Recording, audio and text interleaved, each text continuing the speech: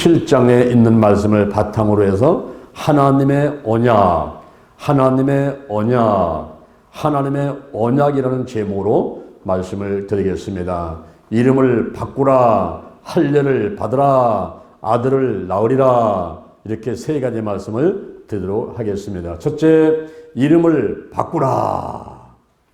자, 여러분들 이름이 마음에 듭니까? 여러분 스스로는 마음에 들어 할 수도 있는데 옆에 사람이 볼 때든가 하나님이 보실 때에 이름이 마음에 안 들면은 하나님께서 바꾸라 이렇게 말씀하신단 말이에요. 저도 초등학교 6학년까지 다닐 때는 우리 아버지가 지어준 이름을 가지고 이제 생활을 했고, 중학교 들어가니까 호적을 떼보니까 내 이름이 다른 이름이 있더라고요. 그래서 이제 또 할아버지가 또 이제 지은 이름이 또 있고, 그리고 또 대학교 들어가서는 또 제 스스로 이름을 바꿨고, 그 다음에 신학교 들어갈 때 또 이름을 바꿨어요.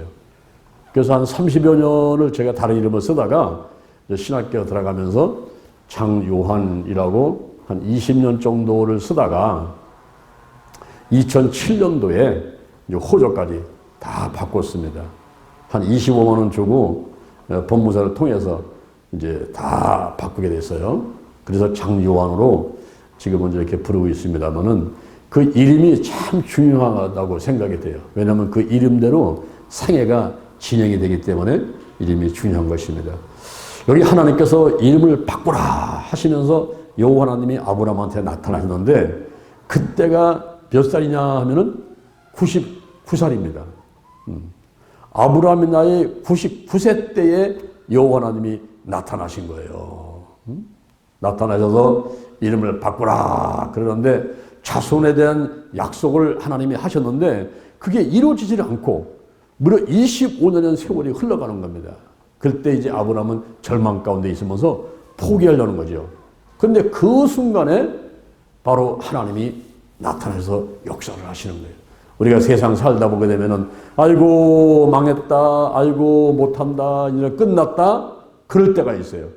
그럴 때 우리 하나님께서 나타나서 역사를 하시는 것입니다. 그러면 우리는 끝까지 기다려보는 인내심이 있어야 돼요. 로마서 5장 4절, 로마서 5장 4절 이하에 인내는 연단은 소망을 이루는 줄을 알미니라 그랬어요. 할렐루야. 몸이 아프면 병원에 언제까지 갑니까? 몸이 날 때까지 가잖아요. 기도할 때 언제까지 기도해야 돼요? 응답 받을 때까지. 할렐루야. 주님이 오실 때까지, 주님 앞에 갈 때까지 우리가 절망하지 말고 하나님 바라보면서 힘써 달려가야 될 줄로 믿습니다.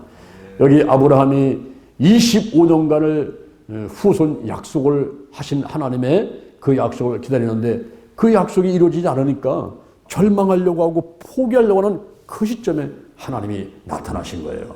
나타나셔서 말씀하셨는데 나는 전능한 하나님이라 이렇게 말씀하십니다.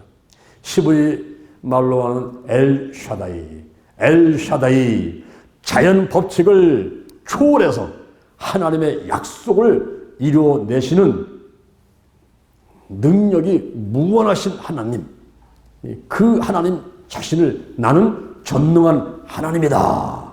엘샤다이 이렇게 소개를 하십니다. 그렇죠. 우리 하나님께서는 전지전능하신 하나님이십니다. 모든 것을 아시고 모든 것을 하실 수 있는 분이시거든요.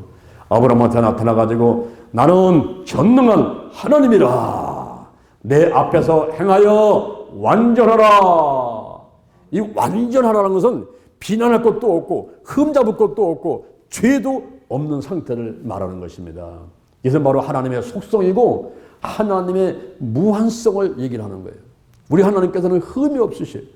뭐 흠잡을 데가 없고 죄도 없으시고 비난받을 것도 없고 욕먹을 것도 없고 우리 하나님은 그런 분인데 아브라함한테 향해서 내 앞에서 행하여 완전하라 이렇게 말씀하신단 말이에요. 그러면 인간이 어떻게 완전하게 될 수가 있습니까?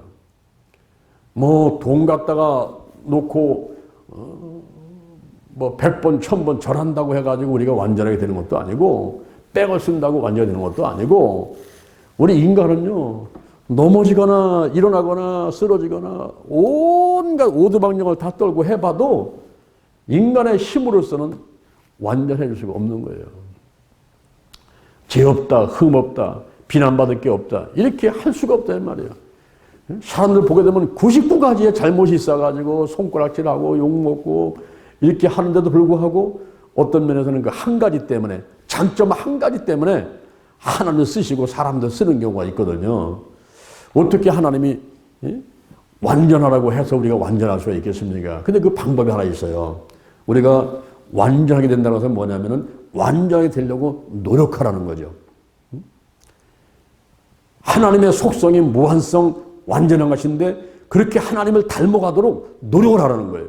수요일날 나오고 금요일날 나오고 주일날 나오고 금식기도 하고 또 단일기도 하고 11주기도 하고 기도와 말씀과 사랑으로 실천하는 노력하고 최선의 노력을 다 하라 이렇게 말씀한 겁니다.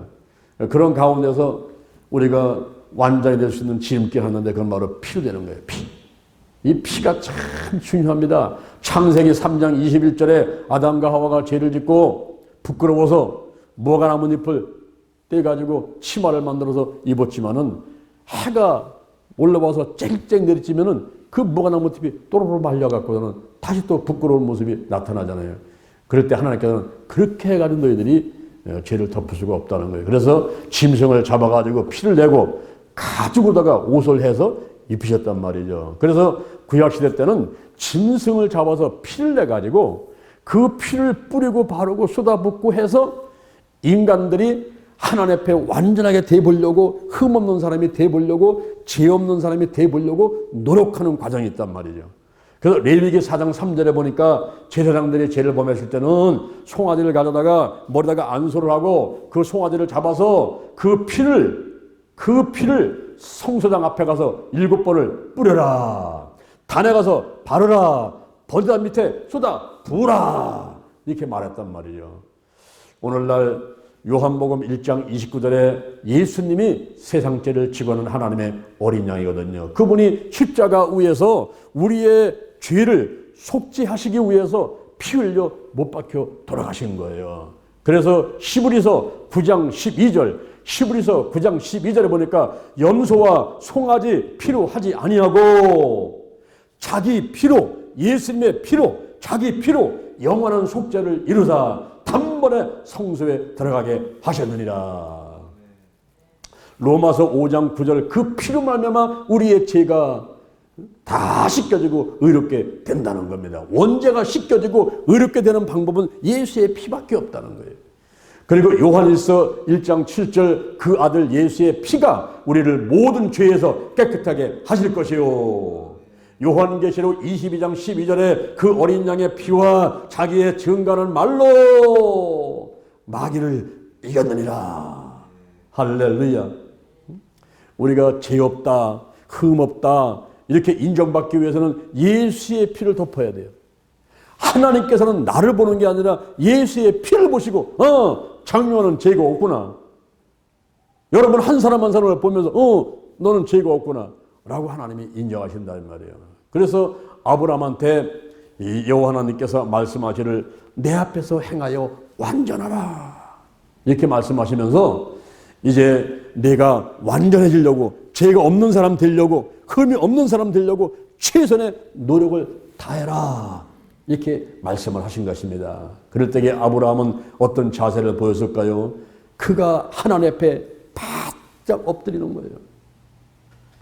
그 엎드리는 자세가 그냥 엉거주춤 엎드리는 게 아니라 이 얼굴이 땅에 닿도록 그냥 몸이 땅에 박삭 그냥 납작하게 닿도록 그렇게 엎드리는 것입니다. 그것은 바로 지극히 높으신 하나님 앞에 경외하는 자세를 갖는 것인데 그렇게 이제 엎드리는 겁니다. 엎드리는데 그냥 엎드리는 게 아니라 알게 모르게 지은 죄의 모든 죄들을 전부 드러내고 회개한 상태에서 엎드리는 거예요. 왜냐하면 죄가 있으면 그 죄를 말면 죄사슬 사망이기 때문에 죽음을 면치 못합니다. 그러니까 하나님 앞에 나올 때는요 예수의 볼을 바르고 뿌리고 씻어내고 쏟아붓고 전부 깨끗하게 씻어낸 다음에 나오는 거예요. 나와서 회개한 다음에 나오는데 아브라함이 하나님 앞에 그게 잘못한 것이 축첩 사건이었습니다. 분이 있는데 첩을 얻었단 말이에요. 하나님께서는 일부 일처제를 하나님은 원하십니다. 창세기 2장 24절에 남자가 부모를 떠나 아내와 연합하여 한 몸을 이루라. 남자 하나는 한 여자만 얻으라는 거거든요. 그런데 부인이 아기를 낳지 못하니까 자기의 여종 하가를 주면서 들어가서 동침해라. 그러니까 못 일으켜 들어가가지고 동침을 해서 첩을 얻게 됐단 말이죠. 근데 그런 말씀해 가지고 이제 그 첩이 아기가 잉태가 되니까 임신을 하게 되니까 교만해진 거예요. 그 자기 여자 주인을 업신여기는 거예요. 나는 아기 가졌다. 큰소리 치는 거죠. 그러면서 가정에 불화가 오게 되는 거예요. 그래서 사라가 화가 나니까 학대를 해가지고 이 하갈이 도망을 가잖아요. 나중에 하나님의 또 음성을 듣고서 돌아오기는 하지만은 그러나 불화가 있어 이 축첩 사건을 통해서 가정에 불화가 있던 것을 하나님 앞에 달려가 가지고 전부 회개하고 그 자리에 바싹 엎드리는 겁니다. 그랬더니 하나님께서 이제 아브라함한테 말씀하시는데 하나님이 아브라함에게 일러 가라사대. 이 말은 무슨 말이냐면 대화를 하기 시작했다 이 말이에요. 가정에서도 남편하고 아내가 싸우는 거예요. 싸우면은 이제 여자들은 이제 대개 보면은 또 힘도 좀 약하고 그러니까 뭐 방법이라는 게 말 안 하는 방법밖에 없잖아요. 팽 돌아서 가지고 입을 뒤집어 쓰고 이제 밥도 안 해주고서 이제 말도 안 하는 거죠. 근데 이게 1시간, 2시간만 하면 괜찮은데 하루, 이틀, 일주일만 가지 않습니까? 그럼 남편도 또 귀찮으니까 들어와서 TV만 보고 신문만 보고 있고 말을 안 하네요. 이 말을 안 하면 소통이 안 되니까 대화가 안 되니까 그만 찬바람이 쌩쌩 부는데 10의 벌판에 그 뭐 그냥 바람 불어온 저리 가라요. 뭐 쌩쌩 바람이 불고 벌써 뭐 밥도 안 해주고 그냥 설거지 하면서 또 어떤 때는 막 접시고 뭐 다 깨버리니까 밥그릇이고. 그러니까 막 서로가 이제 불안한 거예요. 그런 관계가 악화된 상태에서는 대화가 이렇게 즐겁고 기쁜 마음으로 대화가 잘 되지를 않죠. 그러니까 하나님하고도 마찬가지예요. 우리가 하나님하고 대화를 나누면서 하나님 이랬어요 저랬어요 막 이러면서 대화를 나누다 할 때에 이 관계가 악화되어 있던 상태, 즉 하나님께 대해서 죄를 졌다든가 하나님께 대해서 불순종을 했다든가 이게 되면요 하나님 앞에 가서 떳떳하게 얘기할 수가 없잖아요. 그죠? 무언가 지금 구린 게 있어요. 무언가 막고 있는 게 있어요. 먹장구름이 있고 무언가 지금 막힌 담이 있습니다. 그러면 아무리 소리쳐도 하나님이 들으시지 않고 하나님의 말씀에도 내가 들을 수가 없는 이런 상태가 되어버린단 말이죠. 여기 아브라함이 나는 전능한 하나님이다 라고 하나님께 말씀하시니까 그때 그 앞에 가서 바싹 엎드리면서 회개를 하고 그 앞에 엎드려 있으니 하나님께서 아브라함을 축복하시게 되는 거예요. 할렐루야. 여러분 오늘날도 복받는 방법이 다른 게 없단 말이죠. 우리 아이들도 잘못하면 어떻게 해요?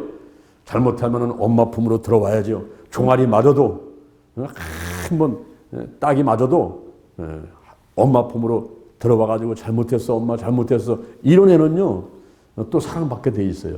그렇죠? 그러니까 우리가 오늘날은 하나님 앞으로 달려오는 거예요. 내가 잘났던 못났던 간에 수요일날 나오고 주일날 나오고 새벽에 나오고 주여 제가 왔습니다. 천부여 의지없어서 제가 또 왔습니다.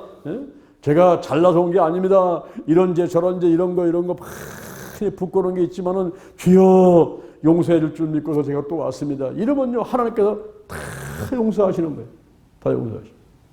그러면서 하나님과 관계가 좋게 된다면 하나님께서 축복을 주시는데 아브라함한테 어떤 축복을 주셨을까요? 너는 열국의 아비가 되어라.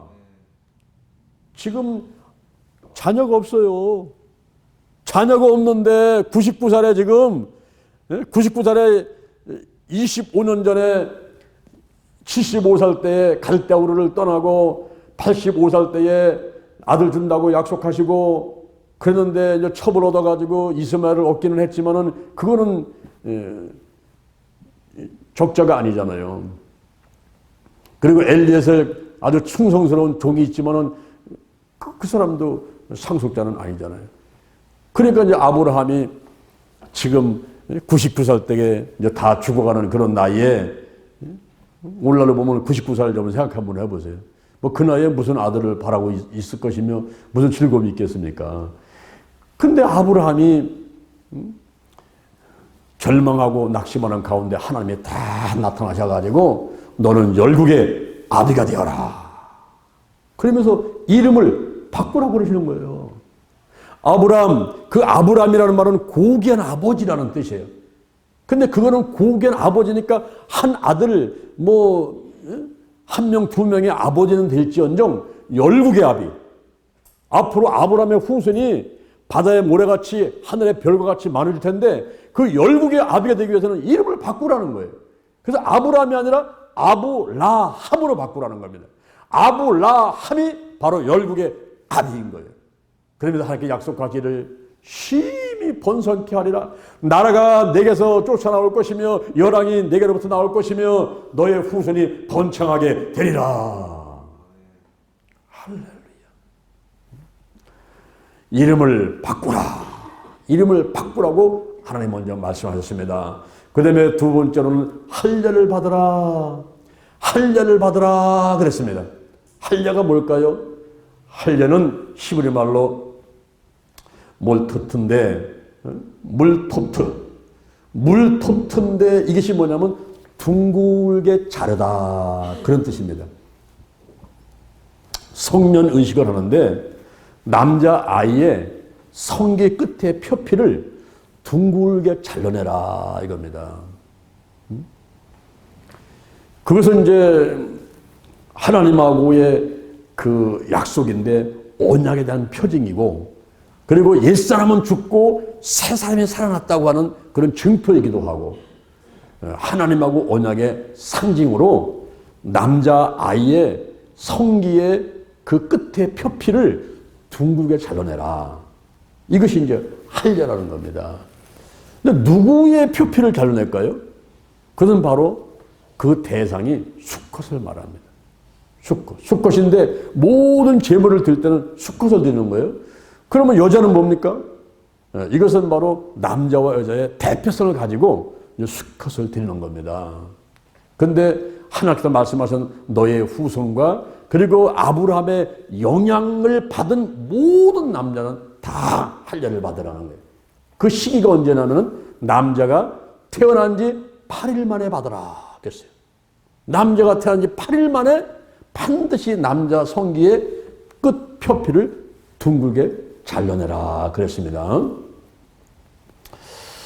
왜 8일 만에 그것을 잘라고 했을까요? 레위기 12장 2절. 레위기 12장 2절에 보니까 남자가 태어나면은 그 아이는 7일 동안 부정하다 그랬어요. 7일 동안은 부정합니다. 그래서 옛날에 우리가 그 어렸을 때 보면은 어떤 집에 아기를 낳게 되면은 그 대문에다가 뭘 걸어놔요? 대문에 고추, 숯, 이런 것들 해놔가지고 쭉 그 새끼줄 해가지고 걸어놓지 않습니까? 그건 무슨 얘기예요? 들어가지 말라 이런 얘기죠. 그죠? 지금 아기를 낳는데 들어가지 마라. 왜 들어가지 마느냐?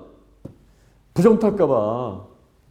그리고 지금 산모라든가 아기가 태어났는데 지금 아기도 면역력이 약한 상태지만은 그 산모도 지금 아기 낳느냐고 골반은 벌어지고 지금 배가 막 불렀다가 다 낳고 나니까 지금 여러 가지 지금 약한 상태잖아요. 그러니까 외부 사람이 들어가서 올라말하면 코로나 봐서 걸린 사람이 들어갔다가 코로나 확진자 생기면 안 되잖아요. 그러니까 들어가지 말라 이 말이야. 들어가지 말라. 일주일은 부정하니 들어가지 말라. 근데 8일째가 되니까 요때는 빨리 남자의 성기끝을 잘라야 돼요. 왜냐면 그때가 이 어린아이가 통증을 가장 적게 느낀다는 거죠. 이거 다 큰 사람 자르면 얼마나 아프겠어요. 한 3일 동안, 이틀 동안을 걷지도 못해요. 어그적하고도 너무 아파가지고. 그러니까 아예 어릴 때, 난 지 8일 만에 통증이 가장 약할 때 그때 잘라내라. 그리고 그때는 피가 나오는데 가장 빨리 피가 굳을 수 있는, 응고될 수 있는 그런 시기라는 거예요. 그때를 잘라내는 겁니다.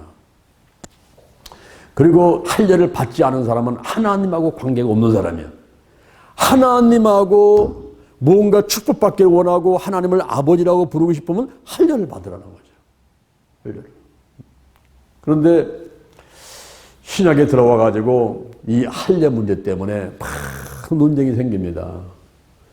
안디옥 교회에서 바울과 바나바가 파송을 받죠. 예루살렘 총회에 갑니다. 사도행전 15장 1절, 사도행전 15장 1절 이하에 가서 바울하고 바나바가 거기 모인 사람들한테 얘기를 하는 거예요. 우리가 이방인한테 복음 전하다 보니까 이 할례 문제가 있는데 이방인들도 꼭 할례를 받아야 됩니까? 이게 나오는 거예요. 근데 할례를 안 받아도 그들은 성령이 받아라. 하나님께서는 그들을 하나님의 자녀로 받아들이더라는 거죠. 근데 꼭 할례를 해야 됩니까? 이렇게 이제 회의를 하게 된 거죠. 그래서 결국 그 회의의 결과는 뭐냐면 우상 제물 먹지 말고 목매어 죽인 거 먹지 말고 그리고 피를 멀리하고 음행을 멀리하라. 요 네 가지만 지키고 할례 문제는 그냥 뭐 그렇게 굳이 따지지 말라. 이런 식으로 얘기를 합니다. 그 이후에 사도 바울이 로마서 4장 9절에서 로마서 4장 9절 이하에서 이렇게 말하는 거예요. 아브라함을 보라. 아브라함이 의롭게 된 것은 할례를 받기 이전에 믿음으로 의롭게 되었지 할례를 받은 다음에 의롭게 된 게 아니라는 거죠. 그래서 이 할례라는 것은 결국 하나의 징표이고 상징이고 뭐 증표지 이게 구원받는 건 믿음으로만 되는 것이다.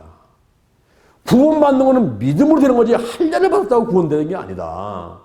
이렇게 이제 사도 바울이 주장을 합니다. 그러면 오늘날 신학시대 오셔가지고도 우리가 이제 세례가 있지 않습니까? 뭐 물을 끼얹는다든가 혹은 물속에 나온다든가 이제 세례를 받습니다. 이 세례에서도 세례가 구원의 조건은 아니라는 거예요. 물속에 들어갔다 나왔다 해가지고 구원 얻게 되는 것이 아니라 그보다 먼저 필요한 게 있는데 그것이 바로 믿음이라는 거예요. 로마서 1장 17절 오직 의인은 믿음으로 말미암아 살리라. 로마서 10장 9절 이하에 내가 만일 네 입으로 무엇으로? 입으로 내가 만일 내 입으로 예수를 주라 신하며 또 하나님께서 그를 죽은 자 가운데 살린 것을 네 마음에 믿으면 구원을 얻으리니 사람이 마음으로 믿어 의에 이르고 입으로 신에서 구원에 이르리라. 그러니까 믿음으로 구원받는 거예요. 요한복음 1장 12절에 영접하는 자 곧 그 이름을 믿는 자들에게는 할렐루야. 영접하는 자 곧 그 이름을 믿는 자, 그 믿는 자가 하나님의 자녀되는 권세가 갖게 되는 거죠. 그래서 이 믿음이 우선이고 세례나 할례가 구원의 조건은 아니며 그것은 하나의 징표다. 하나의 상징적인 것이다 라고 이야기를 하고 있는 것입니다. 이렇게 이제 그 할례에 대해서 이렇게 얘기를 하는데 오늘날은 이제 그 할례가 이제 세례라고 이렇게 이제 비슷하게 얘기를 합니다만은 오늘날 우리가 이 세례를 이제 물속에 들어나오면서 옛사람이 죽고 새사람이 일어나고 마귀한테 세상 사람한테 믿는 사람한테 선포를 하는데 마치 이제 결혼식과 같이 선포를 하는 거예요. 그런데 그런 침례를 받기 위해서는 그런 세례를 받기 위해서는 먼저 필요한 것이 뭐냐 하면은 믿음이란 말이에요. 믿음. 할렐루야. 믿음. 그래서 1517년에 마틴 루터가 종교 개혁을 하면서 5대 솔라를 말하는데 그때 오직 성경을 먼저 얘기해요. 오직 성경. 그리고 오직 은혜. 우리가 은혜로다가 구원받는 거예요. 사실은 내가 무슨 돈이 있다고 무슨 행위를 착하게 했다고 내가 뭘 했다고 해서 구원받는 게 아니라 받을 만한 가치가 없는 사람에게 주어지는 하나님의 혜택. 하나님은 어찌하여 나 같은 사람을 이렇게 기억하시고 불러주셨습니까? 할렐루야. 참 기가 막힌 거고 밤에 자다가도 깜짝 놀라서 일어날 일이에요. 어찌 하나님께서 나 같은 사람을 이렇게 고르고 골라가지고 선택하셔가지고 하나님의 자녀를 삼아주셨습니까? 오직 은혜란 말이에요. 그리고 오직 믿음이에요. 오직 그리스도, 오직 하나님께 영광. 그리고 한 가지 더 한다면 오직 성령인데 고린도 전서 12장 3절에 보니까 성령이 아니고는 예수를 주시할 자가 없느니라. 예수가 믿어지는 것은 성령이 임하시고 역사할 때 가능하다고 보는 거죠. 그래서 우리가 믿음이 우선이다 하는 것을 말씀해 주고 있는 것입니다. 세 번째, 아들을 낳으리라. 아들을 낳으리라. 아브라함의 아내 사레에게도 이름을 바꾸라고 합니다. 그 사레가 뜻이 여주인이에요. 여주인. 그런데 그 이름을 사라는 공주입니다. 공주. 이 사라로 바꾸라 하는 거죠. 한 남편의 아내로 그치지 말고 너는 모든 사람들, 모든 민족, 모든 사람들부터 존경받는 여인이 되라 라고 말씀하는 겁니다. 이 사라가 하나님께 축복받은 것은 잉태의 복을 받지 않습니까? 몇 살에 임신했습니까? 99살. 90살. 6살 차니까 90살. 지금 아브라함이 99살에 이제 하나님께 여호와산에 나타났잖아요. 100살에 이제 아브라함은 아들을 낳는 거예요. 근데 자기 부인하고 6살 차이니까 90살인데 오늘 이 자리에 90살 되신 분이 계십니까? 아직도 희망이 있습니다. 희망이 있어요, 여러분들도. 여러분, 임신을 했는데 이 사라가 90살에 잉태를 한 거예요. 잉태를. 그리고 열국의 어미가 되리라. 열국의 어미. 큰 사람들의 어미가 되는 어미가. 그래서 많은 사람들로부터 존경받게 되는 이런 놀라운 축복받게 되는데 아브라함이 그런 하나님의 계획을 듣고서 웃어버렸어요. 아브라함이. 내가 지금 100살이고 우리 안사람이 지금 90살이고 지금 경순을 끊어져가지고 무덤에 갈 날이 며칠 안 남았는데 뭔 애기를 낳는단 말입니까? 이러면서 웃어버렸어요. 근데 아들을 정말 낳아버렸거든요. 그래서 그 아들의 이름이 이삭인데 이삭이 웃는다 그런 뜻을 갖고 있어요. 웃는다. 아브라함이 웃었어요. 부인이 웃었어요. 참 기가 막힌 웃음이에요. 또 한편으로는 100살의 아들을 얻었어요. 얼마나 기쁩니까? 뭐 눈에 넣어도 아프지 않을 정도가 아니라 그냥 뭐 그 아이로 인해서 뭐 하루 종일 기쁨이 넘치는 거죠. 그러니까 싱글벙글. 이삭이 있는데 이삭이 또 순종의 자녀입니다. 아버지가 하는 대로 예 아멘 예 아멘. 자 한번 따라합시다. 네 아멘 네 아멘. 이삭은 그런 사람이었어요. 이삭을 모리아 땅의 한 산으로 데리고 가가지고 번제드리라고 하나님께서 말씀하실 때에 그때 이삭은 그냥 아버지 쫓아가잖아요. 그러면서 묻는 거예요. 아버지 지금 우리 번제드리러 가는데 여기 불도 있고 여기 칼도 있고 나무도 다 있는데 번제드릴 양은 어디 있습니까? 이렇게 또 물어보는 거예요. 이삭이. 그러니까 아버지 속이 미어 터지는 거야. 야 이 자식아 네가 지금 번제물이야. 하나님 너 지금 바치라 했어. 이렇게 얘기했는데 그 말을 못하는 거예요. 이삭은 지가 재물인데 칼 들고 불 들고 나무 들고 쫓아가는 거예요. 거기를 쫓아가는 거예요. 그리고 결박을 해가지고 아버지가 칼로 잡으려고 가만히 있어요. 그냥 가만히 있는 거예요. 그러니까 급해진 게 누가 급해집니까? 하나님이 급하신 거예요. 아브라함 손대지 마 그만해. 이제야 내가 나를 경외하는 줄을 알겠다. 하나님께 인정을 받아버리는 거예요. 아브라함이 인정받고 이삭이 인정받고 그 순종이 인정을 받았습니다. 그러다 창세기 26장 12절. 창세기 26장 12절에 보니까 이삭이 농사를 지매 100배나 얻었고 장대하고 왕성케 되어 마침내 거부가 되었느니라. 거기다가 형통에 목이 있어가지고 우물을 파는데 와가지고 회방하면 줘버리고 단다서 우물을 파면 또 나와요. 오늘날 사투리 땅 가서 하면 배가 아프고 뭐 좀 잘 되게 되면 와서 폐방선이 많지 않습니까? 그냥 주워버려, 그냥 주워버려. 가서 또 타면 또 나와. 또 타. 야, 하나님께서 이삭을 그렇게 축복하셨어요. 이삭이 40살에 결혼했는데 60살 되도록 20년간 또 아기를 못 낳는 거예요. 이삭도. 그런데 하나님께 기도하자 하나님의 때에 아들을 주시는데 한 명만 준 게 아니고 쌍둥이를 주셨어요. 할렐루야. 그들이 에서와 야곱인데 이제 둘째 아들이 야곱이지만 야곱을 하나님께서 다 크게 축복하셔가지고 그 야곱으로부터 12명의 아들을 낳게 되고 12지파가 생기게 되고 그들이 70명이 애굽으로 들어가가지고 430년 만에 300만의 거대한 민족이 돼가지고 그들이 나와서 젖과 끓는 가나안 땅에 가지고 이스라엘 국가를 세우게 되고 할렐루야. 전부 하나님의 계획 가운데 진행이 된 겁니다.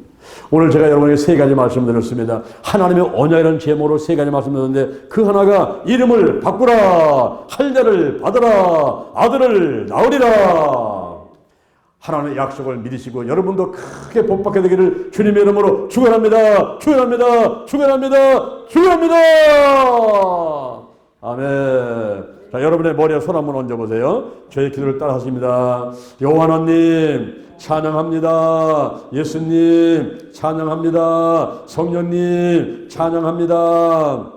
지금 이 시간 제 머리에 손을 얹었사오니 저를 택하여 주시고 제 머리에 손을 얹었사오니 성령의 기름을 부으시고 성령의 권능을 입혀 주옵소서. 인정합니다. 환영합니다. 모셔드립니다. 오시옵소서. 불같이 바람같이 기름같이 강하게 뜨겁게 충만하게 임하소서. 임하소서. 임하소서. 내 안에 계신 성령이여 넘쳐 흐르소서. 넘쳐 흐르소서. 내 가족에게 이웃으로 한국으로 세계로 넘쳐 흐르소서. 생각나게 하시고 가르쳐 주시고 인도하시고 운행하시옵소서. 운행하시옵소서.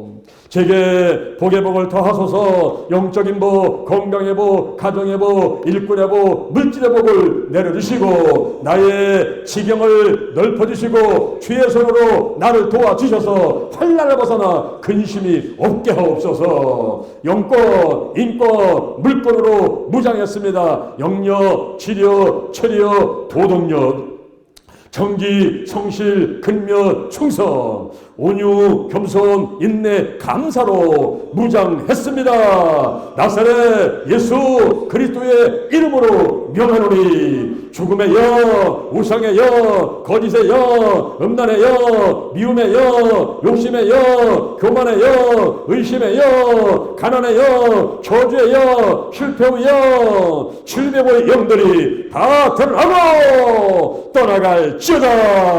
떠나갔다. 근심, 의심, 욕심, 염려가 드러나고 떠나갈지어다.